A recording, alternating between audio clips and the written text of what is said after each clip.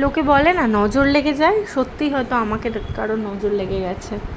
ভালো গাড়িটা থাকতে আমার ব্যাটারি হঠাৎ করে নাকি খারাপ হয়ে গেল। আজকে আমি গাড়ি নিয়ে বেরোচ্ছি ছেলেকে ডান্স স্কুলে দিতে, দেখি গাড়ি আর স্টার্ট নিচ্ছে না তো নিচ্ছেই না। গ্যারেজে নিয়ে গেলাম, মারুতি শোরুমে নিয়ে যাওয়ার সময় নেই, লোকাল গ্যারেজে নিয়ে গেলাম, বললো ব্যাটারি গেছে।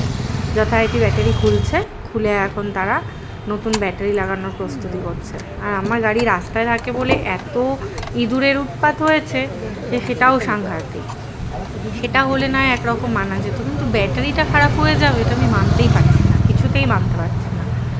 যাই হোক, যথারীতি আমার 3.5 থেকে 4,000 টাকা সোনা লাগছে, এখন কিছু করার নেই।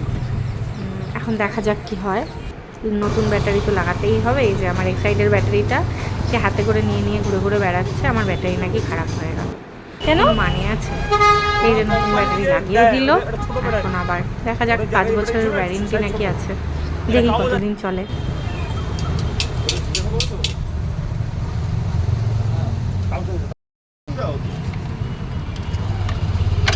মার্কার আছে তোমার কাছে? মার্কার দিয়ে আমি লিখে রাখবো কি ডেট। আরে গ্যারান্টি কার্ড আছে দিচ্ছি তো। না না, আমি এখানেও লিখে রাখি না, কি অসুবিধা আছে?